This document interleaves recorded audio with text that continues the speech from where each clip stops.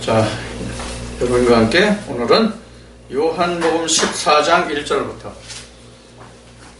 요한복음 14장 1절부터입니다. 신약성경 172쪽입니다. 신약성경 172쪽 한 절만 봉독합니다. 2절까지만 봉독하겠습니다. 너희는 마음에 근심하지 말라. 하나님을 믿으니 또 나를 믿으라. 내 아버지 집에 거할 곳이 많도다. 그렇지 않으면 너에게 일렀으리라.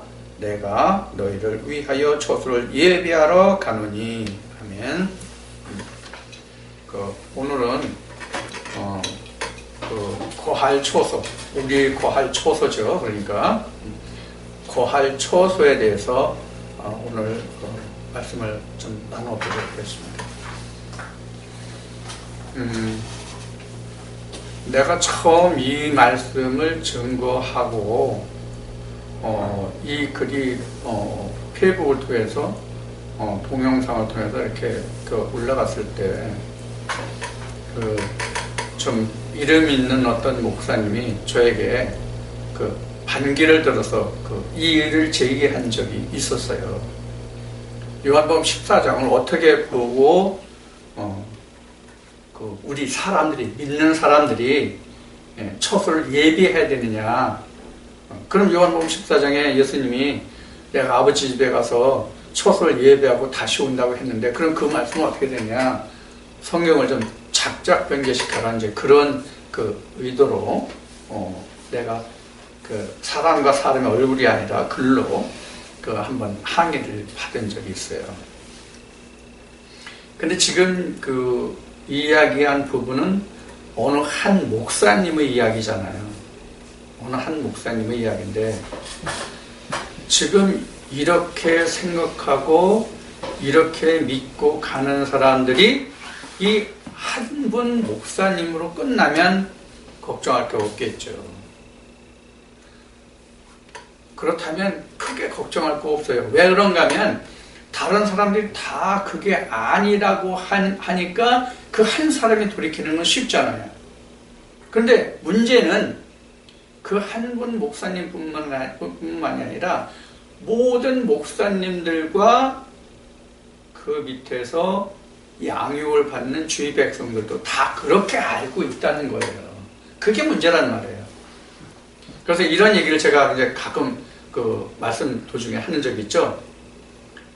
애 꾸는 동네에 눈 둘 달린 사람이 가면 누가 병신이냐고요. 이런 얘기를 한 적이 있어요. 그럼 애 꾸는 동네에서는 눈 둘 달리면 그게 이상한 거야. 애 꾸는 동네에서는. 왜? 자기네들은 여지껏 눈 하나짜리가 정상인 줄 알고 거기에서 사는 사람들은 다 눈이 하나잖아. 근데 눈 둘짜리가 가면 이상한 거지.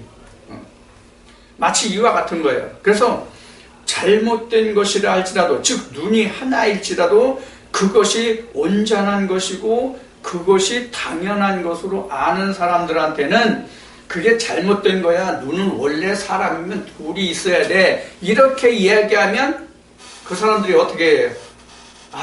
그래야 되는구나. 이렇게 받아들이기보다는 네가 잘못했다고 얘기가 쉽거든요.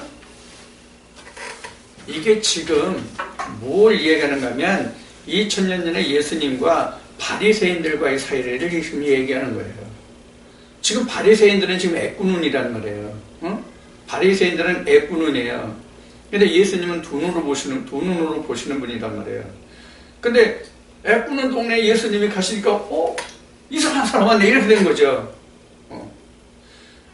지금 요한복음 14장뿐만 아니라 사실 전체의 성경이 지금 애 꾸는 동네에 두 눈 달린 자가 가서 이것이 정상이라고 이야기하는 격과 같은 거거든요. 이야기를 어떤 의미에서 얘기냐면 앞에 얘기했듯이 어떠한 것이 정상이라고, 그것이 가장 타당하다고 생각한 그 범주에 뛰어들어가서 그것이 아니라고 그것을 타파하기가 그만큼 힘들고 어렵다는 거예요. 우리 흔히 하는 말로 타성에 젖었다, 이런 말들을 하잖아요. 타성. 타성.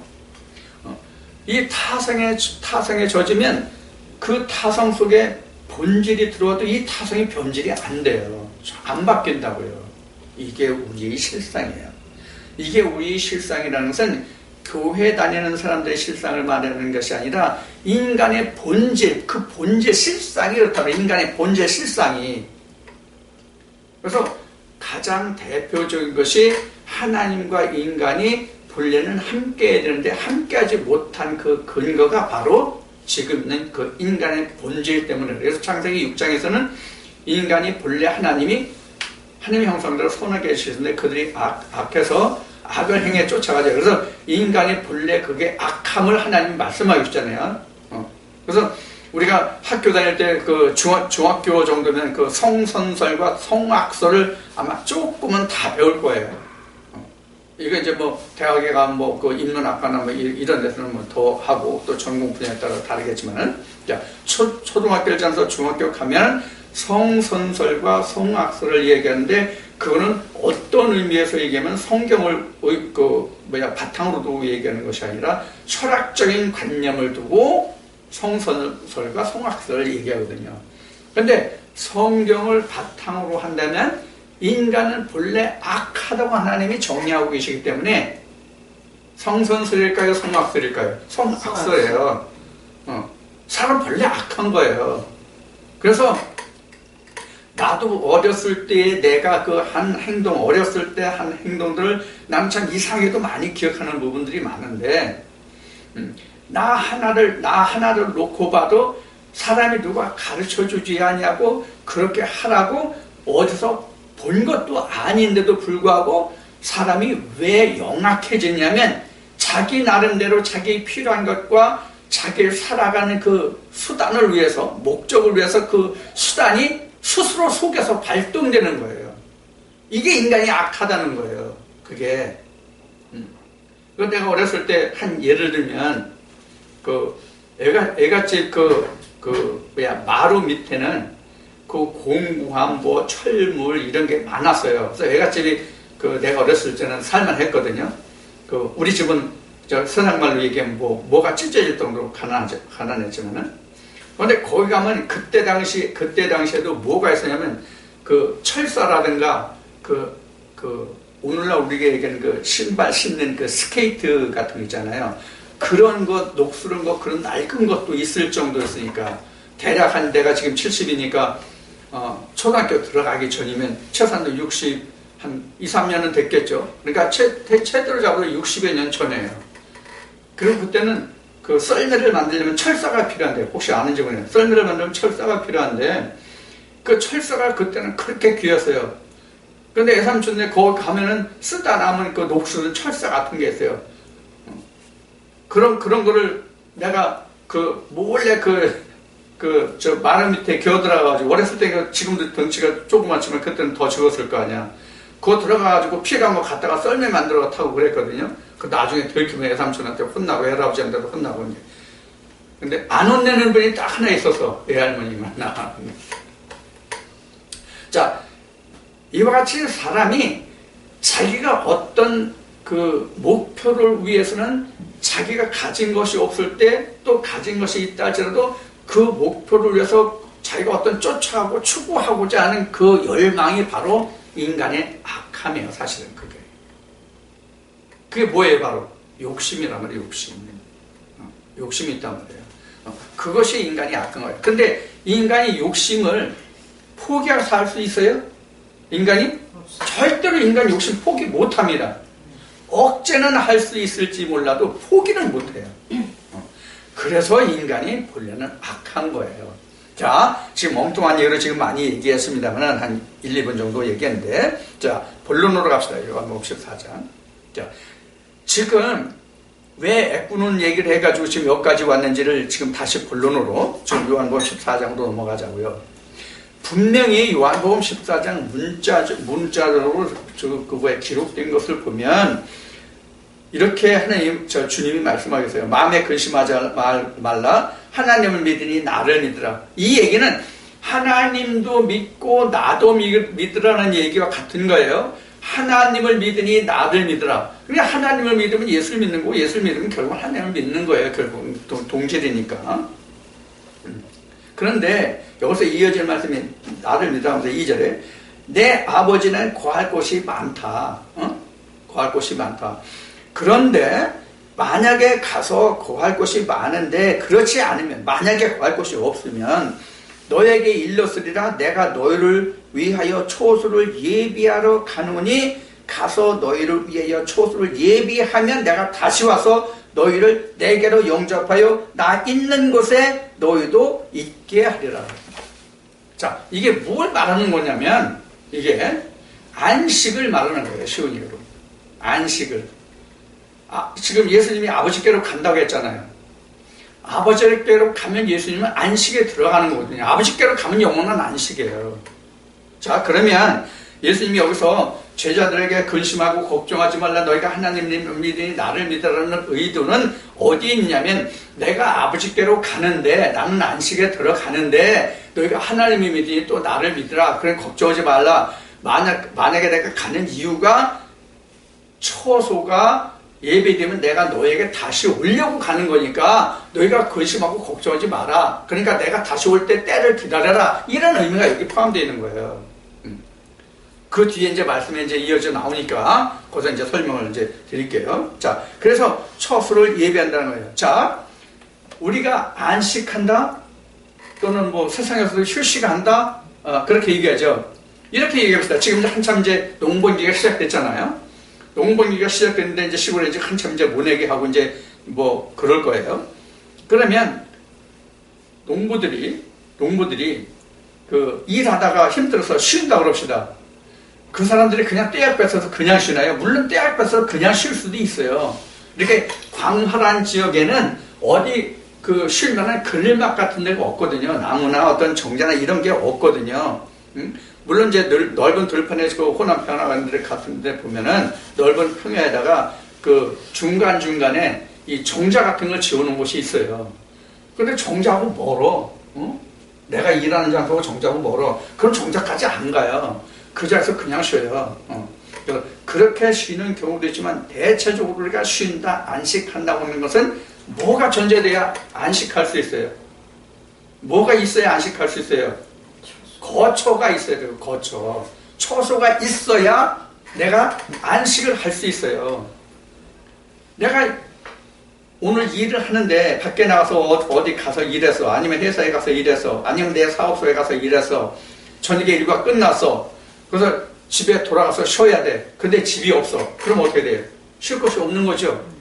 이래저래 전전할 거 아니에요.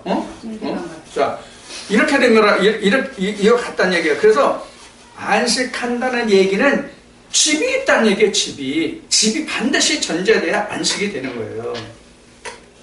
지금 그래서 예수님이 말씀하시는 것은 뭐냐면 나는 안식에 들어가는데 너희는 아직 안식할 곳이 없지 않냐, 즉 처소가 없지 않냐.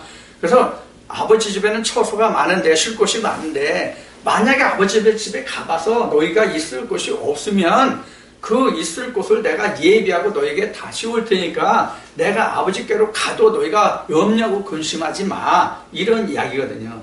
자, 여기만 보면 예수님이 아버지 집에 가서 내가 있을 곳을 다 예비하고 나한테 오는 게 틀림없죠? 이 말씀만 보면 그래요. 틀림없어요. 그래서 성경은 세상의 글도 그렇지만은 성경은 자세히 그것을 더 읽어봐야 돼. 앞뒤를 다 읽어봐야 돼. 자, 뭔가. 자, 미리 힌트를 드리면 이 말씀에 요한복음 14장에 지금 이 처소에 대한 근본적인 답은 요한복음 10장에서 어떻게 요한복음 14장 10절에서 어떻게 하면 20절의 말씀이 되느냐예요. 20절의 말씀이 돼야만 처소가 되는 거거든요. 10절에서는 처소가 안 돼요. 20절이 돼야 처소가 돼요. 그러니까 이 처소를 예배한다는 것이 뭔지 알아야 이 말씀이 풀려난다. 얘기를 하는 거예요. 미리 얘기를 하는 거예요. 자, 그러면 이제 봅시다. 4절이죠. 내가 가는 곳에 그 길을 너희가 알리라. 여기서 길이라고 하는 것은 나를 알리라. 내가 어디로 가는지 내가 가는 길을 너희가 알리라. 그런 얘기예요. 자, 그 다음에 설명이 나와요. 그 길이라는 게 예수예요. 그 길 자체가 예수예요. 자, 그래서 도마가 5절에 물어보기를 어디로 가시나이까 주여? 우리가 알지 못하는데 그 길을 어떻게 압니까? 주가 어디로 가는지 알지 못하는데 우리가 어떻게 압니까? 그런 얘기예요. 자, 이 이야기는 뒤에 말씀이 이어지지만 지금 주의 제자들이 주를 아직 모른다는 얘기예요. 즉 길을 모른다는 얘기예요. 주의 길을 아직. 주가 행하는 일과 그 길을 모른다는 거예요. 즉 하는 일을 모른다는 거예요. 5절의 의미가. 자, 그래서 도마가 지금 어디로 가는지 모른다. 어디로 가는지 모른다는 얘기는 뭘 모른다는 얘기예요, 결국? 길을 모른다요, 길을.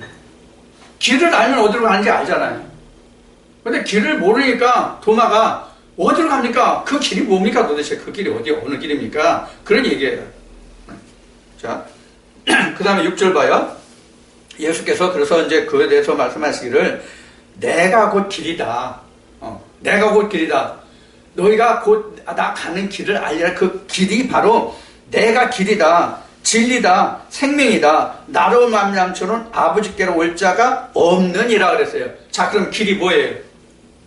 길이 뭐예요? 아버지께로 가는 것이 길이에요.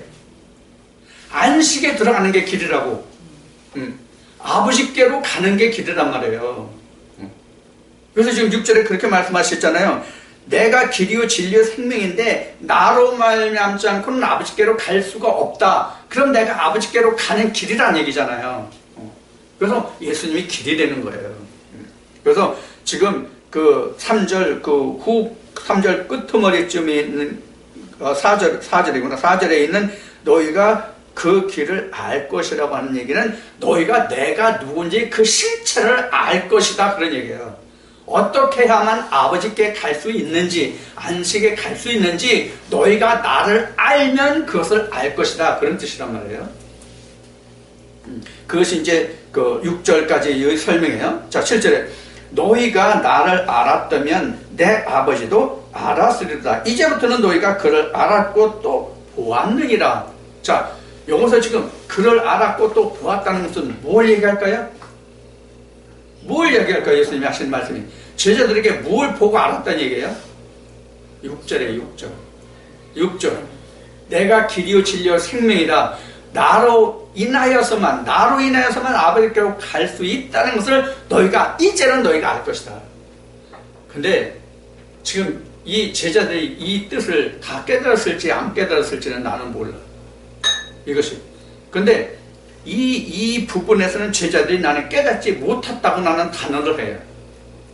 왜 그렇게 단언을 하냐면 결과론적으로 보면 주의 제자들이 오순절을 인해서 주께서 이 말씀을 하신 것을 이제 뒤에 이제 나오겠지만은 주께서 하신 말씀을 그때서 기억하고 그 말씀이 깨달아지고 그 말씀이 그들로 하여금 일을 하게 했거든요. 그러니까 지금 예수님이 너희가 지금 알았고 또 보았다고 하지만, 즉 나를 본 걸 말하는 뒤에 또 이제 말씀이 이어져 나와요. 나를 보면 아버지를 본 것이다라는 것과 같아요. 그러니까 내가 길이요 진리요 생명인데 이것을 너희가 보고 알았다. 근데 실제적으로는 오순절을 통해서 알았다. 지금 이때 제자들이 다 몰랐다. 그 얘기예요. 결과론적으로. 자, 그 8절에 보면 빌립이 가로되 주여 아버지를 우리에게 보여주옵소서. 자, 여기서도 지금 예수님은 알고 보았다고 말씀하셨지만 빌립이 질문하는 것을 보면 아직 알지도 못했고 보지도 못했어요. 물론 본다는 것은 안다는 것이고 알았다는 본 것인데 아무것도 지금 깨닫지를 못하고, 그러니까 아버지를 보여달라는 거죠. 자, 그래서 아버지를 우리에게 보여주세요. 그러면 좋겠습니다. 족하겠습니다. 그래서 예수님이 9절에서 뭐라고 말씀하세요? 예수께서 가라사대 빌립아 내가 이렇게 오래 너희와 함께 있을 때 네가 나를 알지 못하냐? 나를 본 자는 아버지를 보았거늘 어찌 아버지를 보이라 하느냐? 자, 그래서 이제 10절 앞에 말씀드렸죠? 그래서 10절이 이어지는 거예요. 그래서 빌립이 아버지를 보여달라고 주님께 부탁하니까 예수님이 말씀하시기를 야 빌립아 또 나하고 함께한 지가 벌써 몇 년이야? 벌써 3년이 넘었잖아. 이따가 이제 예수님 마지막 때니까 이게 요한복음 14장부터 17장까지는 예수님이 그 잡혀서 십자가로 그 가시는 날 저녁에 한 말씀이거든요. 그리고 고별, 이별 설교야. 그러니까 쉬운 얘기를 하면 제자들과 이별 설교예요. 이별 설교인데 너희는 겁내고 건심하지 마. 내가 가서 다시 올게. 그 얘기를 하는 거 하고 계신 거거든요. 자, 그래서 이제 빌립이 보여달라고 그래, 아버지를. 그러니까 예수님이 뭐라고 그래? 야, 나하고 네가 몇 년 동안 같이 있었는데 아버지를 보여달라고 하냐? 나 보면 아버지 본 거야. 이렇게 이제 예수님이 말씀하시는 거죠. 자, 빌립이 이렇게 묻는 거를 보면 여기 빌립, 제자들 중에 빌립 한 사람만 나왔지만 제자들이 지금 깨닫지 못했다는 얘기예요, 지금. 6절에서 예수님이 하시는 말씀을 이들이 깨닫지 못했다는 얘기예요. 자, 그래서 10절에 예수님이 이렇게 답변을 하세요. 나는 아버지 안에 있고 아버지는 내 안에 계신 것을 네가 믿지 아니하느냐? 내가 너에게 이르는 말이 스스로 하는 것이 아니라 아버지께서 내 안에 계셔 그 일을 하시는 것이다. 뭘 한다고 그러세요? 그의 일을 하는 그 아버지 일을 하는 거라고 그러세요. 자, 이게 바로 뭐예요? 이게 바로 뭐예요? 내가 아버지 일을 한다고 그랬어요. 이게 바로 뭐예요? 이게 믿음이에요. 이게 믿음이에요. 내 안에서 말씀하시는 그분의 말을 하는 것이 일이라면 돼요. 그래서 예수님이 뭐라고 말씀하세요? 하나님이 보내신 자를 믿는 것이 일이라고 그러잖아요. 이게 바로 일이란 말이에요. 그래서 예수님이 아버지께서 일하시니까 나도 일한다가 바로 이 뜻이에요. 그럼 아버지가 어디 있어요? 예수 안에 있어요. 그럼 우리도 이와 같이 된다는 얘기예요.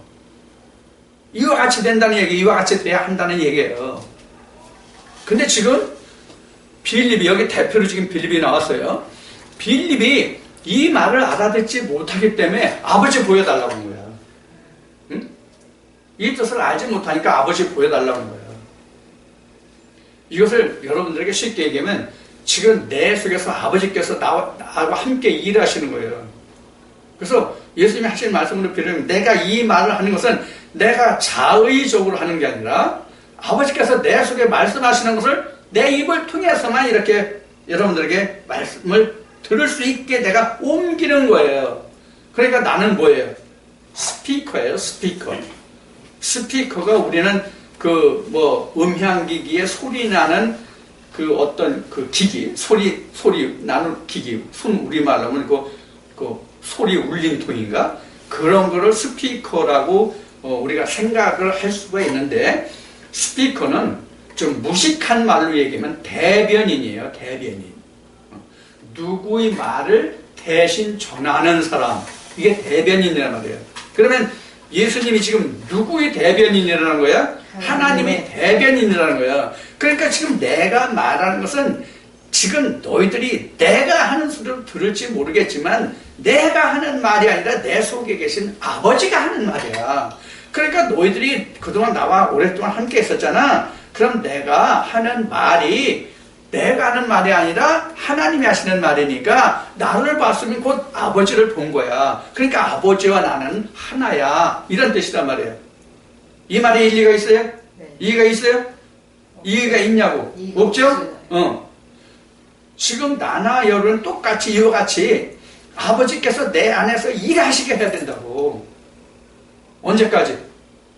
우리 목숨 끝날 때까지. 자, 그것을 지금 예수님이 여기서 그 9절에서 10절에서 말씀하신 거예요. 그래서 지금 예수님이 하시는 것은 자의적으로 하는 게 아니라 아버지께서 내 안에 계셔서 그 일을 하시는 거야. 그 일, 내 일이 아니라. 예수의 일을 하는 것이 아니라 하나님의 일을 하는 것이다. 아버지께서 내 안에서. 누구를 통해서? 예수의 몸을 빌어서. 이걸 그래서 요한복음 1장 14절에서는 말씀이 육신을 입었다. 이렇게 된 거예요. 그래서 다시 이제 되짚어서 이제 다시 어차피 설명이 될 거니까 다시 앞에 가면 내 아버지 집에 쉴 곳이 많다. 이렇게 말씀하신 예수님이요. 그럼 내 아버지 집이 어디예요? 내 아버지 집이 결국 어디예요? 지금 여기 우리가 이해할 수 있는 아버지 집이 어디예요? 우주 공간이야? 아니에요. 그럼 뭐가 아버지 집이 될까요? 뭐가 아버지 집이 될까요? 우리 각자.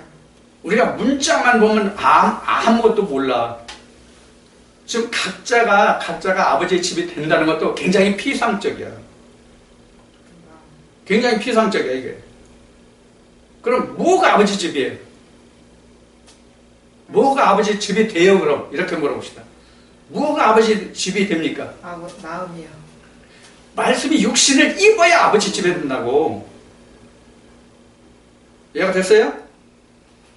말씀이 육신을 입어야 아버지 집이 되는 거예요. 말씀이 육신을 입지 않으면 절대로 아버지 집이 안 돼요. 이해가 됐죠? 이 부분이 굉장히 중요한 부분이에요. 우리는 아버지 집에 이렇게 이제 예수님이 말씀하시니까 아버지 집이 어떤 그 우주 공간적인 어떤 그런 곳에 우리가 그 고린도서 3장에 나와 있는 그 말씀과 같이 너의 마음이 하나님의 전인 줄을 알지 못하냐, 이 말씀과 같이 무조건 너의 마음이 하나님의 전이다, 이거 아니란 말이에요. 말씀이 우리 각자의 마음에 와서 그 말씀이 그 마음을 차지하고 있을 때 비로소 아버지의 집이 되는 거라 그런 얘기예요. 응? 알았죠? 네. 그래서 아버지의 집이라는 것은 사실은 성경을 말하는데, 이 성경의 말씀이 육신을 입었을 때만 실상이 입체적인 집이 될 수 있다고요. 그렇지 않으면 그냥 가상 공간의 집이 될 뻔한 거예요. 그냥 허공에 떠버린 집. 내가 진짜 장막을 벗었을 때 갈 수 있는 집이 아니라 갈 수 없는 집이 된다고요. 나중에는 그 집이.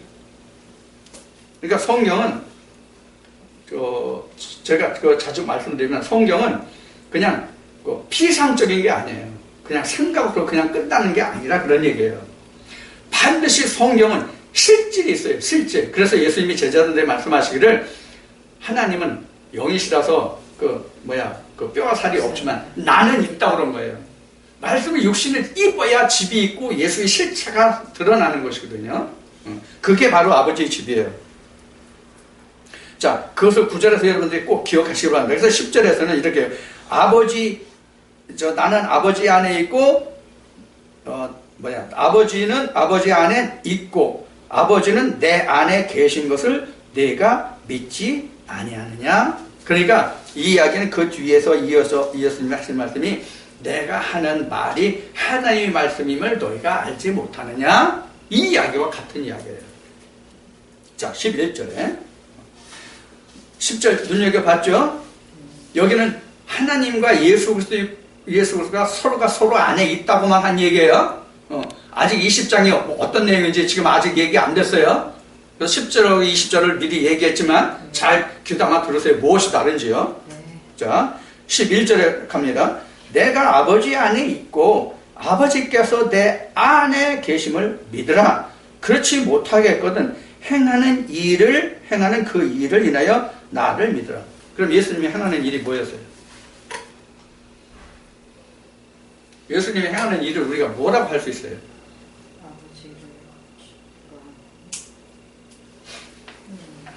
예수님이 하시는 일을 우리가 뭐라고 할 수 있어요? 예수의 그냥 직업이라고 했어요. 업이 뭐예요? 예수님이 업이? 예수님 업이 건축업이에요. 예수님 업이 건축업이라고. 뭘 건축해요? 천국 건축. 그게 일이에요. 예수님이 하신 일이. 그러니까 예수님이 지금 아버지께로 갈 수 있는 것은 뭘 했기 때문에 아버지께로 갈 수 있어요? 아버지 집이 다 됐기 때문에 갈 수 있는 거예요. 집이 안 되면 예수님이 갈 수가 없어요. 갈 곳이 없어요. 그래서 예수님이 지금 제자들에게 내가 하는 이 일을, 내 말이 믿어지지 않으면 내가 무엇을 했는지 너희가 봐라. 그래서 마태복음 그 10장에 가도 보면 바리새인들이 예수님한테 포도주를 좋아하는 자여, 자기는 의인이라고 하나님의 아들이라고 하면서 세리들의 친구요, 죄인의 친구요, 이렇게 얘기하잖아요.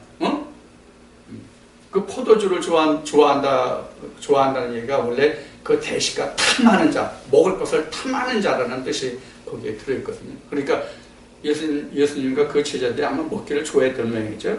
술고기. 어쨌든. 술고기. 그래서 뭐 포도주를 뭐 저번에 그 5월 6, 7인가 뭐 맨날 그 북한에는 뭐 노동당 대회인가 뭘 했잖아요. 거기서 일본에서 그 김정은이를 어렸을 때부터 그 네. 주방 가서 했다는 그분이 가가지고 그 다시 음식을 해줬는데 김정은이가 그랬다면요. 며칠 전에 포도주 10병을 마셨다고 말이죠. 그 얘기가 한번 그 보도된 적이 있어요. 자, 이와 같이 예수님이 포도주를 뭐 즐기는 자요, 뭐 세리들의 친구요, 뭐 죄인들과 함께하고 뭐 이렇게 이제 질책을 받잖아요. 그때도 예수님이 말씀하시는 뭐냐, 한 일로 평가라는 얘기예요. 한 일로. 먹고 마시고 누구와 이렇게 어울리는 거 그거로 얘기하지 말고 내가 어떤 일을 했는지 그것으로 나를 평가하라, 그런 얘기거든요. 예수님이 지금 제자들한테도 그렇게 말씀하시는 거예요. 여기서 지금. 자, 그래서 지금 11절에 보면 내가 아버지 안에 있고 아버지께서 내 안에 계심을 믿으라. 그렇지 못하겠거든 행하는 그 일을 인하여 나를 믿으라. 그 행하는 일이 바로 뭐냐면 아버지의 집이에요. 우리 이거 할 일이 뭐 있어요? 우리가 여러분들이나 저나 이 말씀을 통해서 우리가 할 일이 뭐가 있어요? 집중. 성경에 나온 대로 우리가 건축자라서 건축자들이 버린 놀이잖아요. 건축자의 버린 놀이 무슨 뜻인지 이해하시나요? 다 천국을 간다고 천국을 말하면서 예수를 버렸잖아요. 그래서 예수가 버린 놀이 돼버렸단 말이에요. 그것을 취하는 자만이 그 건축자의 버린 돌이 우리에게는 주춧돌이 되고 모퉁이 돌이 되는 거거든요. 그런 의미로 우리가 이제 이 말씀을 이제 같이 연관해서 이해하시면 돼요. 그래서 지금 11절에서 말씀하시는 것은 행하는 것을 보고 믿어라. 내 말이 믿기지 않으면 내가 뭘 했는지 그걸 보고 믿어라. 그걸 이렇게까지 얘기했는데 사실은 제자들이 예수님이 무엇 말씀하시는지 아직 귀로는 들었는데 청각으로는 들었는데 어떤 지각을 이용해서는 듣지를 못했어요. 그것을 우리가 이제 여기서 우리가 알 수 있어요. 그래서 12절 말씀에 보면 내가 진실로 진실로 너희에게 이르노니 나를 믿는 자는 나의 하는 일을 저도 할 것이요 또한 이보다 큰 것도 하리니 이는 내가 아버지께로 감이니라. 자, 지금 예수님이 아버지께로 가는 거하고 제자들이 지금까지 하신 말씀을 쫓아서 내가 하는 일을 너희도 하면 나보다 더 큰 일을 행하리라고 이렇게 말씀하시잖아요. 우리가 이 부분에서 이렇게 생각하는 사람들이 많아요. 아니, 하나님의 아들이신 하나님의 본체라고 하는 예수님도 하지 못한 그보다 더 큰 일을 우리가 행할 수 있다고? 이런 의구심을 갖는 사람들이 많아요. 자, 그러면 우리가 이렇게 역발상적인 생각을 해보자고, 역발상으로. 예수님 도대체 이 세상에 오셔서 하신 일이 뭐예요? 응? 예수님 하신 일이 뭐예요? 사실 아무것도 없어요. 아무것도 없다고. 지금 왜 아무것도 없다고 하는지 여러분들 이해하세요? 이해 못하죠? 예수님이 하신 일이 아무것도 없어요. 어떤 의미에서 하신 일이 없냐면 사도들과 같이 하나님이 일을 흔적으로 남겨놓은 게 없다고. 예수님은 씨 하나 떨어뜨려 놓고 가신 거라고. 그래서 성경에는 뿌리는 자와 거두는 자의 기쁨을 말씀하고 있는 거예요. 예수님은 뿌렸고 우리는 거두는 거거든요. 이해가 됐어요? 그래서 예수님은 사실 이제 뒤에서 이제 20절에 가서 설명이 더 돼야 되겠지만은 사실 예수님은 이 세상에 오셔가지고 자기 천국, 즉 자기의 거할 처소 하나 집 짓는 거로 끝난 분이에요, 예수님은.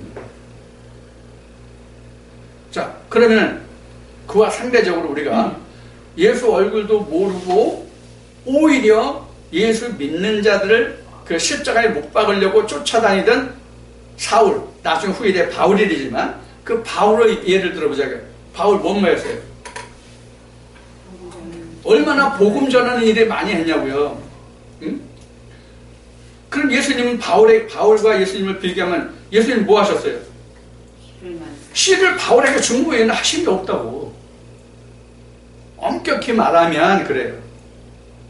근데 바울은 그 씨를 가지고 얼마나 많은 교회들을 만들었어요. 얼마나 많은 책들을 썼어요. 그리고 결정적인 거 하나. 예수님 제사장 해보고 가셨어요? 예수님 제사장 해보고 가셨냐고?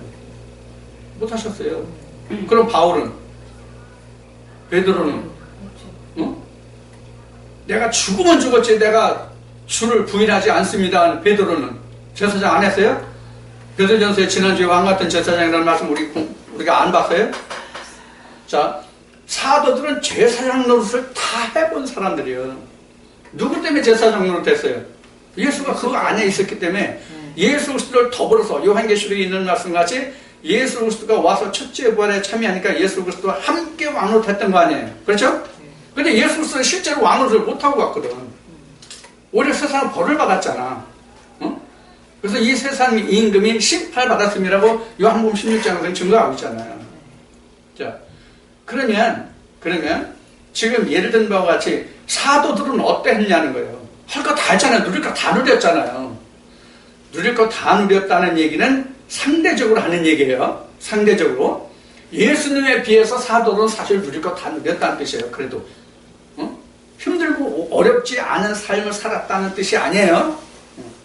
예수님이 그보다 더 힘들고 피곤하고 고단한 삶을 살고 가셨다는 것에 대해 반해서 제자들은 그래도 쫓겨다니고 뭐 각종 형벌 받아 죽임을 당하기도 하고 그렇게 했지만 그래도 예수님에 비하면 누릴 것을 그래도 조금은 누렸다. 그런 얘기예요. 사실 누렸다는 것은 세상 사람들이 누리지 주 안에서 우리가 사도들은 누린 게 아니죠. 사실은. 어? 우리가 세상적인 잣대로 사도들과 선지자들이 살아온 그 삶을 이렇게 비교해보면 선지자들이나 사도는 지난주에도 누가복음 16장에서 우리가 공부했듯이 진짜 거지같이 살았죠. 그럼 무엇 때문에 거지같이 살면서 거기서 소망을 끊을 수 없고 더 기쁨과 희락 속에서 살아갈 수가 있었어요? 하늘의 소망이 있기 때문에. 그 하나뿐이 없었거든요. 그래서 오히려 우리가 세상적으로 칭찬을 받고 또 상대방으로부터 좋은 말과 존칭을 받으려면 진리 안에 있는 것이 아니라 종교 안에 율법에 있어야 칭호를 받아요. 존대를 받아요.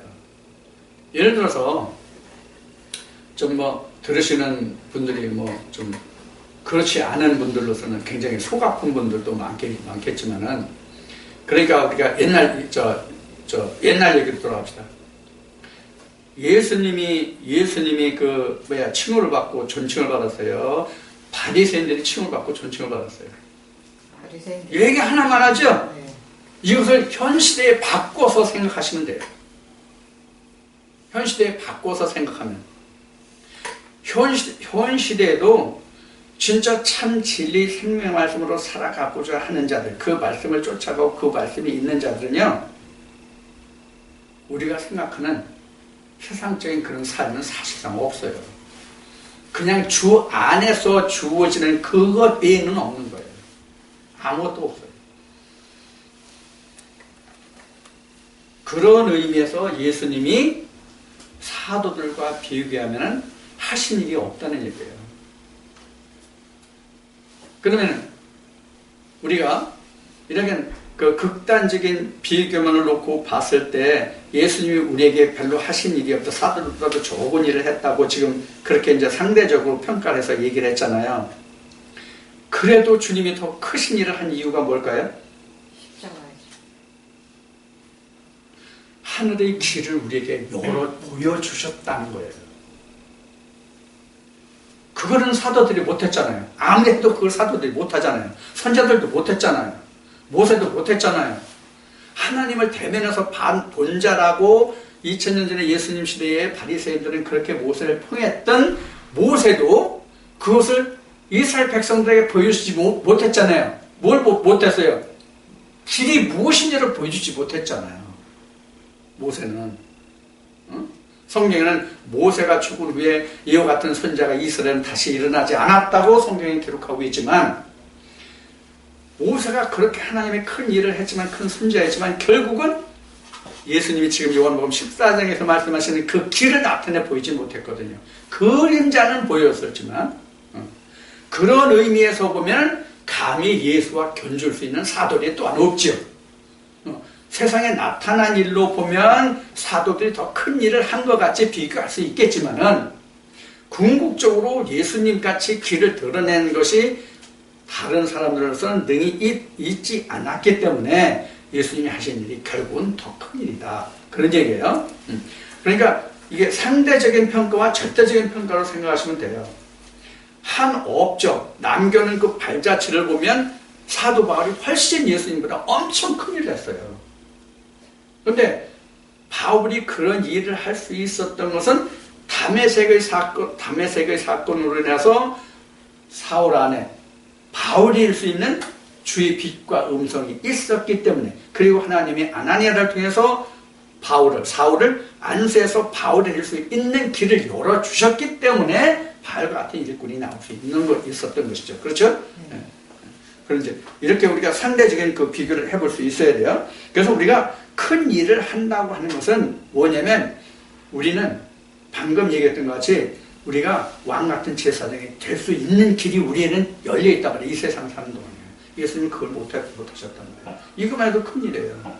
그리고 우리가 하나님의 아들로 온전히 지어서 이 복음을 우리가 증거한다면, 그래서 어느 한 사람을 내가 하나님의 백성들에게 이끌어 온다면 주님보다 그것도 큰 일이에요. 주님은 씨만 되셨지, 방금 전에 얘기한 것처럼 씨만 되셨지, 주님이 친히 복음을 증거해서 어떤 사람 이렇게 하진 않았잖아요. 물론 12제자를 양육하시긴 했지만요. 그런 것을 우리가 이제 이 말씀에서 생각하시면 됩니다. 그래서 우리가 큰 일이라 하면 눈에 보이는 어떤 큰 일을 생각하지 마시고, 진짜 큰 일은 먼저 내가 그 길을 아는 것, 그 다음에 그 길을 알고 내가 하나님의 집으로 지어지는 것. 그래서 여기 교육분 말씀같이 믿는 거예요. 믿는 거. 그게 우리가 큰 일이에요. 자, 13절로 갑니다. 지금 말이 길어졌는데 더 큰 일 때문에. 그 다음에 13절에 너희가 내 이름으로 무엇을 구하든지 내가 시행하리니 이는 아버지로 하여금 아들을 인하여 영광을 얻으시게 하려 함이라. 자, 이것은 여기서 분명히 전제된 게 있어요. 예수님이 누구 이름으로 구하라고 그래요? 예수님 이름. 내 이름으로 구하라고 지금 예수님이 여기 말씀하시는 거죠. 13절에 내 이름으로 무엇을 구하든지 이렇게 되죠. 내 이름. 그래서 우리가 기도할 때마다 맨 끝에 예수 이름을 기도한다고 말하거든요. 그러면은 어떤 것을 구하든지 간에 맨 끝에 내 이름으로 구하면 예수님이 응답하시고 다 들어준다고 말씀하셨지 않느냐. 그럼 이것도 저것도 많은 것을 다 구하면 하나님이 다 들어주시고 응답하실 것이 아니냐. 이런 생각을 한단 말이에요. 그래서 성경에 또 이런 말씀도 있잖아요. 무엇이든 네가 믿고 구하면 너희가 받은 줄로 알라, 이런 말씀도 있잖아요. 그래서 우리가 예수님의 이름을 기도하면 모든 것이 다 우리가 하나님이 들으시고 다 그것을 이루어주시는 걸로 생각해요. 성령 지금 방금 인용한 말씀같이 자기가 그것을 어떻게 받았는지 안 받았는지 모르더라도 받은 것으로 알라고 하니까 그냥 받았겠지, 이루어졌겠지, 이러는 경우가 많단 말이에요. 그러면 예수님이 내 이름으로 구하라는 뜻이 뭔가를 알아야 돼요. 내 이름으로 구하라는 것이 뭐냐? 마태복음 6장이 답이에요. 마태복음 6장이 답이에요. 하늘나라가 내게 이루어지는 것을 예수 이름으로 구하라는 얘기예요. 왜? 예수가 길이기 때문에. 그래서 여기서 지금 예수님이 내 이름으로 무엇을 구하든지 하는 것은 이건 막무가내로 무엇을 구하든지 간에 누구 말 맞거나 복권 되게 해달라고 하나님께 기도하면 안 돼요. 이걸 기도하고 꼭 응답해 주실 것을 믿습니다. 예수 그리스도로 기도했습니다. 그러면 이번 주에 복권을 하면 다음 주에 착하다고 당첨돼. 그러면 얼마나 좋을까? 그럼 가난하게 사람, 힘들게 사는 사람 없어. 하나도 없죠.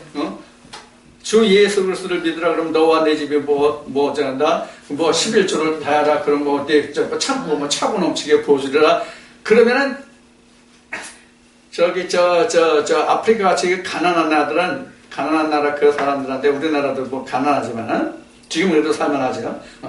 그런 나라에 가가지고 예수를 믿으라 가지고 하나님께 구해서 무조건 복 받으라 가지고 다 부자 만들면 이 지구촌이 얼마나 좋겠어.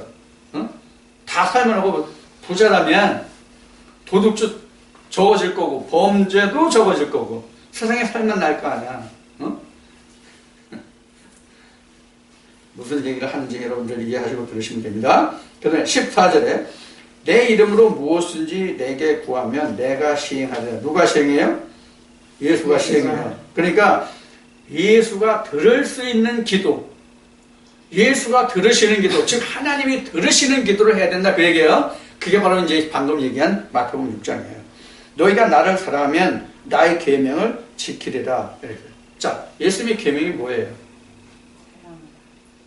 예수님의 계명이 이웃을 사랑이거든요. 네. 어느 부자 청년이 와서 내가 그 어떤 일을 해야 내가 영생할 수 있냐라는 질문에 대해서 그 예수님이 내가 그 율법에 정한 계명을 어떻게 알고 있냐 그러니까 뭐 거기에 이제 사랑이라는 그 말이 나오죠.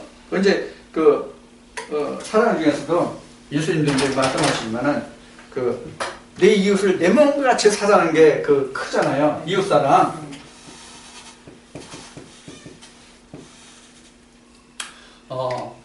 이거를 이제 그 창세기할 때 이제 또 이제 해야 될 텐데, 성경에서 말하는 이웃은요, 이게 이웃이에요. 요 사이가 이웃이에요. 그리고 이게 형제예요. 이거 아니에요. 이거 이웃 아니에요. 요거 요렇게만 아시면 돼요. 이게 답이니까. 이게 이웃이에요. 이게 이웃이에요. 지금 우리가 성경이 전부 뒤틀어진 게 뭐예요? 성경이 뒤틀어진 게 전부 다 뭐예요? 이웃 사랑을 못해서 다 뒤틀어진 거예요. 요 이웃을 사랑하지 못해가지고 성경 전체가 다 비틀어진 거예요. 창세기 3장에서부터. 이게 인간의 본질이거든요, 이게. 이것을 창세기 6장에서 인간이 본래 악하다 한 거예요. 요게. 그래서 요거를 막힌 거로 해놓은 거예요, 이게 막힌 거. 그래서 예수님이 오셔가지고 막힌 담을 하신 거잖아요. 요 담 하신 거 아니란 말이에요. 이 담 허문 거 아니란 말이에요. 네? 성소와 지성소 사이 담을 허르셨지. 이게 휘장으로 나오죠. 마태복음 26장에 나오는데, 요 성소와 지성소의 휘장을 찢은 것, 요것이 바로 장막을 허문 거예요. 담을 허무신 거예요. 이 담은 절대로 허무르지 않습니다. 이 담 절대로 허무르지 않습니다. 하나님도 이 담을 허물지 못하십니다. 이거를 우리가 세상 말로 하면 천성이에요. 본성. 이거 바꾸기 힘들어요. 좀 고쳐나갈 수는 있겠지만, 자제하고 고쳐나갈 수는 있겠지만, 그 천성은 못 바뀌어요. 이태수가 하나님이 아무리 역사하신다고 그래가지고 내가 3태수 될 수 있냐고. 안 된다고. 이태수 역시 이태수야. 자, 15절로 나옵니다. 너희가 나를 사랑하면 나의 계명을 지키리라. 여기서 지금 계명을 말씀드렸어요. 그래서 계명은 요렇게 되는 게 계명이에요. 요게 계명이에요. 이게 사랑이에요. 여기가 사랑이잖아요. 여기가 사랑이잖아요. 그렇죠? 사랑이 어디로 와요? 여기로 오는 거잖아요. 이게 사랑의 완성이잖아요. 그래서 그 계명은 바로 곧 사랑이에요. 그래서 그 예수님이 말씀하시는 너희가 서로 사랑하라. 그러면 세상이 너희들이 내 제자인 줄 알리라. 그런데 세상이 첫째는 요게 세상이고, 다음은 이런 다른 밖에 있는 사람들도 세상이고, 여기서 안단 말이야. 요게 이게 사랑이구나. 요것을 보고해서 지금 말씀드리고, 자, 그 다음에 16절 내가 아버지께 구하겠으니 그가 또 다른 보혜사를 너희에게 주사 영원토록 너희가 함께 있게 하시리니. 여기서 보혜사를 말씀하고 계시는데, 보혜사가 제자들과 영원히 있겠다고 말씀하시죠. 그런데 그 앞에 보혜사 앞에 보면은 어떤 보혜사예요? 또 다른 보혜사예요. 그럼 지금 보혜사가 어디 있어요? 예수가 보혜사예요, 지금. 그럼 왜 보혜사예요, 예수가? 예수가 왜 보혜사예요? 보혜사가 뭐예요? 보혜사라는 의미는 여러분들 이렇게 생각하시면 돼요. 중매장이라는 의미로 생각하시면 돼요. 그러니까 주의 백성들이 주의 제자들이 아버지께로 갈 수 있는 중보자가 누구예요? 예수잖아요. 그러니까 예수가 보혜사인 거예요. 지금 현재는 여러분들에게 누가 보혜사예요? 제가 보혜사 역할을 하는 거예요, 지금요. 그럼 인간 이태수가 보혜사 역할을 하는 거예요? 예수님이 말씀하신 대로 내 속에 계신 아버지가 나를 들어서 보혜사 역할을 하게 하시는 거란 말이에요. 인간은 절대로 보혜사가 안 돼요. 하나님의 영만이 보혜사를 할 수 있는 거예요. 하나님 영만이. 자, 그래서 지금 여기에서 지금 26절이에요. 26절에서 여기서 다른 보혜사 이런데 지금 다른 보혜사를 보내서 너희와 영원히 함께 하겠다. 그러니까 너는 내가 아버지께로 가도 염려하고 근심하지 말라고 얘기해요. 내 대신 내 영을 아버지께서 보낼 테니까 나는 육신이 있어서 너희와 영원히 함께하지 못하지만 아버지께서 내 이름으로 보내신 그 성령, 뒤에 나와 있지만 그 성령은 너와 영원히 함께할 것이다. 그래야 히브리 말씀으로 가서 영원한 제사장이 내 안에 있는 것이고 그래서 내가 영원한 제사장이 될 수 있는 거란 말이에요. 이렇게 돼야 앞에 얘기했던 20절이 되고 그 사람이 바로 왕 같은 제사장이 되는 거예요. 그런 사람만이. 자, 그래서 17절에 이어진 말씀을 보면 이렇게 증거하고 있어요. 말씀하고 있어요, 예수님이. 저는 진리의 영이다. 뭐가 진리의 영이에요? 보혜사가 진리의 영이다. 그러니까 예수가 진리죠. 지금 거기 그 6절에서 내가 길이요 진리요 생명이라고 했잖아요. 그러니까 보혜사도 진리의 영이다. 그럼 무슨 영이에요? 예수 영이다. 내 영이다. 나와 같은 것이다. 그런 의미란 말이에요. 그래서 세상이 능히 저를 받지 못하나니 이는 저를 보지도 못하고 알지도 못함이라. 그러나 너희는 저를 아나니 저는 너희와 함께 거하시며 또 너희 속에 계시겠음이라. 뭐가 너희 속에 계시겠다는 거예요? 진리의 보혜사가. 그러니까 현재는 없어. 현재는 없는데 현재는 보이는 그 영으로 내가 너희 앞에 있지만 내가 아버지에게 가면 내가 보혜사가 없잖니. 근데 내가 아버지 집에 가면은 내가 보혜사로 다시 올게. 그래서 다른 사람들은 못 보는데 너희는 볼 거야. 왜? 이미 나와 함께 했잖아. 그런 얘기예요. 지금 말하는 이 부분이 바로 뭐냐면 우리가 성령을 받는다 이 뜻이에요. 지금 우리로 말하면. 성령을 받으면 그 성령이 이 말씀을 통해서 예수 그리스도의 형상을 그려줘요. 그래서 우리도 예수를 보는 거예요. 하나님을 보고. 예수를 보면 하나님을 보는 것이라고 지금 예수님이 말씀하셨잖아요. 그래서 우리가 이런 그 성령 역사하심 속에서 이 말씀이 예수 그리스도를 내가 그려볼 수 있다면, 예수 그리스도를 그려볼 수 있다면 나도 하나님을 보는 거고 예수를 보는 거고 그렇단 말이에요. 이거를 우리가 이해를 해야 돼요. 이것을 우리가 그 성경에서는 계시를 본다, 이상을 받는다 이렇게 얘기하는 거예요.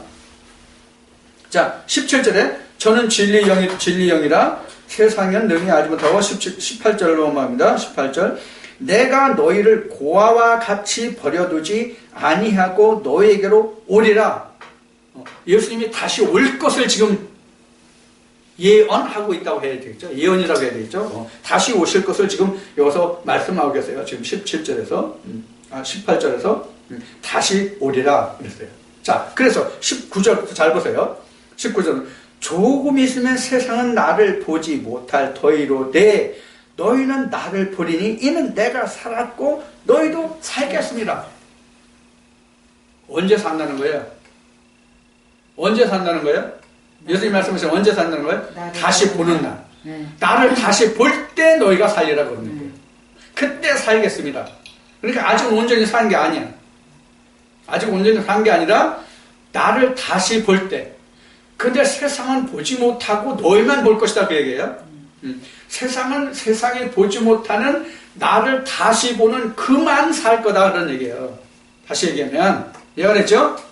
그래서 바울은 고린도서 15장에서 그 예수 그리스도를 본 자들이 몇백 명뿐이 안 된다 그 말이 바로 이거예요. 세상을 못 보잖아요. 자, 그럼 예수님 왜 세상을 못 보되 너희는 본다고 말씀하셨어요? 세상은 육으로 십자가에 죽고 육체는 사라지고 영으로 남겠다는 얘기거든요. 그래서 세상을 못 보죠, 다시 예수를. 그러나 예수 그리스도의 영을 보면 영을 보는 사람들은, 받는 사람들은 나를 다시 보겠다 그런 얘기예요.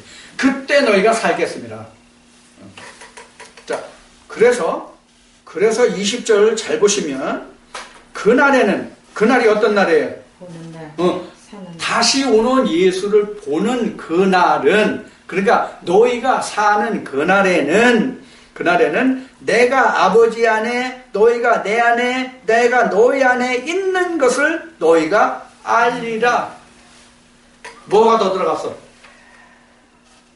내가 너희 10절하고 비교하면 뭐가 더 들어갔어? 내가 너희 안에 있는 것을 너희가 알리라. 제자들이 거기에 포함됐어요. 주 안에, 하나님 안에 제자들이 포함됐어요. 요것이 산자예요. 20절의 말씀이 산자요 왕같은 제사장이에요. 이렇게 되는 사람들이. 그럼 지금 요한복음 14장이지. 요한복음 14장 10절에 보면은 아버지와 예수만 언급되어 있잖아요. 요한복음 14장 20절은 어떻게 됐어요? 아버지, 예수, 제자, 이렇게 셋이 하나가 됐다는 얘기예요.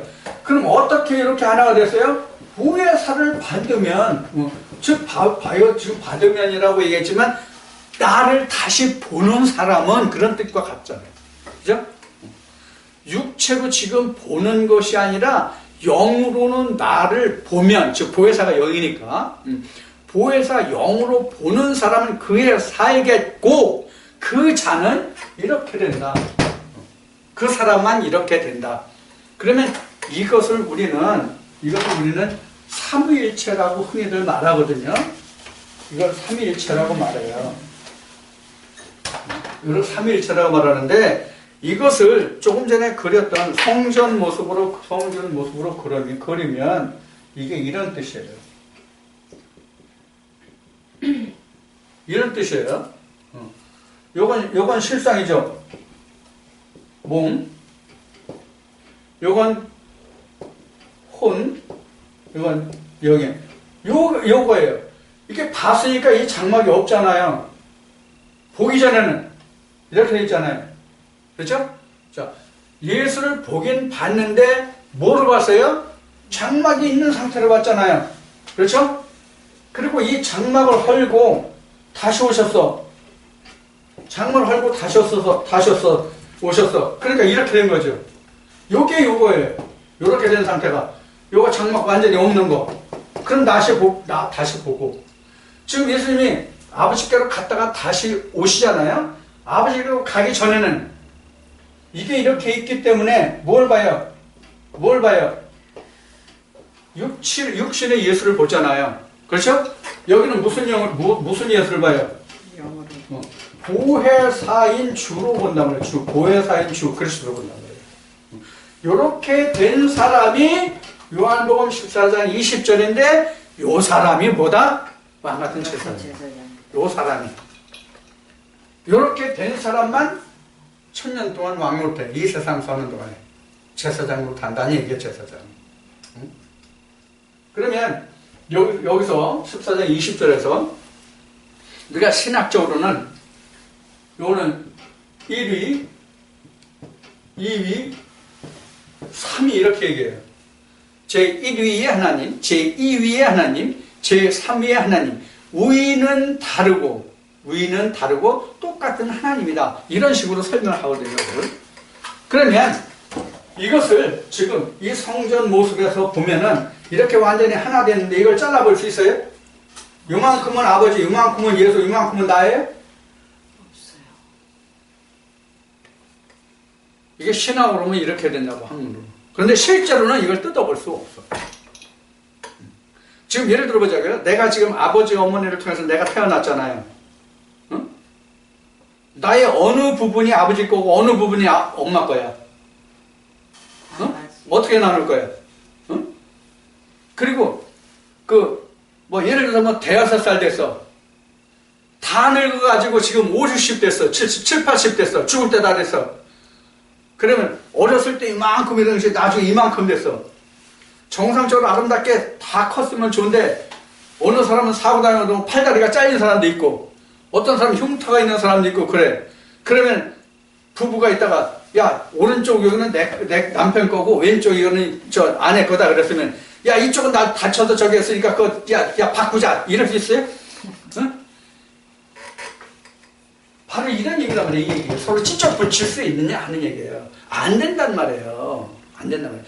사실은 지금 사람 얘기를 했잖아요. 사람 얘기를 했는데 사람이 모든 이 인자 속에 이 피부의 모든 요소 속에 아버지 어머니의 인자가 다 들어있거든요. 세포에 다 들어있다는 그 유전 인자가 다 어머니 인자 아버지 인자가 다 들어있거든요. 어디서 어디를 자르고 지지고 볶아서 그거를 나누냐고.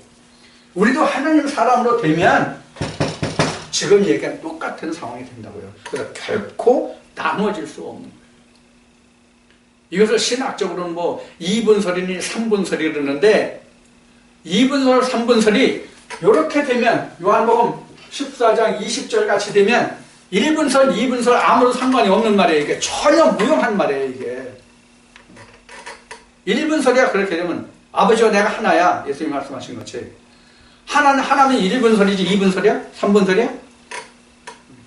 다만 우리가 하나님의 형상으로 요한복음 14장 20절 이와 같이 하나님 형상으로 온전히 지어서 왕같은 제사장이 되기 전에는 이렇게 성전을 나눠보듯이 나눠볼 수 있지만 이렇게 되면 결코 나눌 수 없단 말이에요. 나눌 수 없단 말이에요. 그래서 지금 나눠볼 수 없다는 뜻이 다른 말로 얘기하면 지난주에 나눴던 천국의 말씀에서 천국은 예를 들어서 100평이라고 한다면 그 일부 땅대기를 떼어받는 게 아니라 전체를 다 소유를 받는다고 그랬죠? 이게 그 얘기예요. 아버지 전체가 예수로서 전체가 나란 말이에요. 내 거라면 나 자체란 말이에요. 어떻게 나눠? 천국 어떻게 나눠왔냐고. 그러니까 네가 있는 자리에 나 들어갈 틈이 있느냐 없느냐를 따지는 것이 아니라 네가 다 각각의 천국에 다 그 소유가 다 아버지 거라고 다 그만큼의 분량이라고. 다만 이건 있어요. 실제 넓이로 얘기하는 것이 아니라 다음 시간에 할 거니까 그때 얘기하겠습니다. 자, 그래서 우리가 요한복음 14장에서 우리가 지금 말씀을 나눠본 것과 같이 결론을 내자면 요한복음 14장 20절이 되는 것을 누가 해야 하느냐 하는 거예요. 누가 해야 하는 거예요. 성령이 내게 오실 수 있도록 내가 모든 것을 예배하고 준비해야 주님이 다시 오시는 거거든요. 그래서 예수님이 말씀하신 것 같이 세상은 보지 못하되 너희는 봅시다 이렇게 하잖아. 그럼 너희가 누구예요? 너희가 예수의 음성을 들은 자다. 예수의 음성을 들은 자만 너예요. 예수의 음성을 들었을지라도 오순절까지 기다리지 못하고 가룟 유다와 같이 곤두박질하는 놈은 못 보는 놈이야 영원히.